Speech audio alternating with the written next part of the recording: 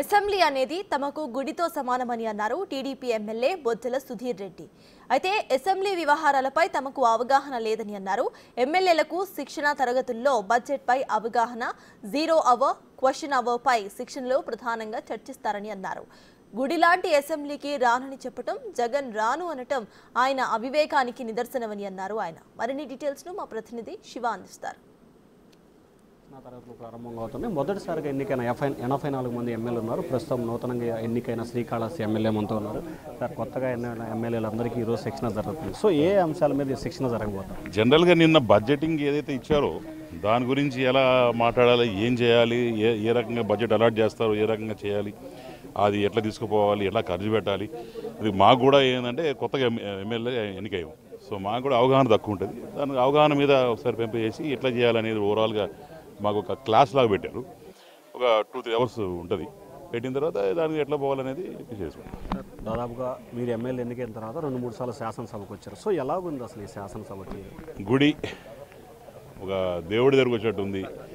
నిజంగానే ఇక్కడ వచ్చిన తర్వాత రెస్పాన్సిబిలిటీ ఏంది, మన మీద ఏమి పని చేయాలా, ఊర్లలో ఏమేమి ఇబ్బందులు ఉన్నాయి, పేదవాడికి ఏ రకంగా హెల్ప్ చేయొచ్చు, ఒక స్టేజ్ అవుట్, మీ మనసులో ఏముంది, కష్టాలు ఏమున్నాయి, మీ 2,58,000 మంది మీ మీద నమ్మకం పెట్టుకొని ఓట్లు వేసినారు. 44,000 ఓట్లతో గెలిచిన నేను. సో వాళ్ళందరికీ ఒక న్యాయం చేయాలంటే ఈ దేవాలయంలో వచ్చిన తర్వాత ఏ రకంగా మాట్లాడాలి, వాళ్ళకి రిప్రజెంటేషన్, ఎక్కడెక్కడ ఇబ్బంది, రోడ్లు ఇబ్బందా, ఇల్లులు ఇబ్బందా, లేకుంటే ఏ సెక్టర్స్లో అంగన్వాడీ కావచ్చు, XYZ ఎనీ ఉన్నాయి. మా దగ్గర టెంపుల్ టౌన్ కాబట్టి ఏ రకంగా చేయాలనేది ఈరోజు ఒక మంచి ప్లాట్ఫామ్, మాకు మంచి ప్లాట్ఫామ్ అడ్రస్ అవసరం మంచిగా చేస్తూ ఉన్నాం. వచ్చే 2-3 రోజుల్లో కూడా గలం ఇప్పి బడ్జెట్ మీద కూడా మాట్లాడేదానికి కూడా యంగ్స్టర్స్ కూడా మరి స్పీకర్ గారు కూడా నిన్న కలవడం జరిగింది. ఆయన కూడా ఇస్తారని చెప్పారు. బ్రహ్మాండంగా మేము కూడా మాకున్న మా ప్రాంతాల్లో ఉన్న ఇబ్బందులు, మా ప్రజలకు ఉన్న ఇబ్బందులు, అలానే ఏ రకంగా డెవలప్మెంట్ చేయాలా, ఏ రకంగా కొత్త ఐడియాస్, కొత్త ఐడియాలజీ, ఎందుకంటే పాత చింతకాయ పచ్చడిలా కాకుండా కొత్తగా మేము వచ్చాం. మాకున్న ఐడియాస్ ముందు పెట్టిపోతామని చెప్పి తెలియదు. మీరు గుడిని అసెంబ్లీతో పోల్చారు, కానీ అటువంటి గుడికి వైసీపీ ఎమ్మెల్యేలు జగన్మోహన్ రెడ్డి రానంటున్నారు. ఎట్లా తీసుకోవాలి? 11వ తేదీ నిన్న 11 గంటలకు మొదలెట్టాం. 11 మంది రాలే. సో ఇది పరిస్థితి.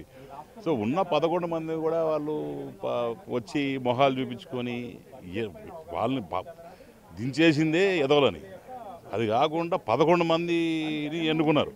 ఆ 11 మంది కూడా రాకుండా వాళ్ళ గలం ఇప్పి అసలు వాళ్ళు ఏం చేసాం 5 సంవత్సరాలు వాళ్ళు చెప్పుకోకుండా ఈరోజు రాని దానికి ఒకటే కారణం జగన్మోహన్ రెడ్డి. పోయిన 5 సంవత్సరాలు ఈయన చేసిన దొంగ పనులని బయటపడతాయి, చంద్రబాబు బయట పెడతామని చెప్పి దాని విషయంలో చేసిందని చేస్తారు.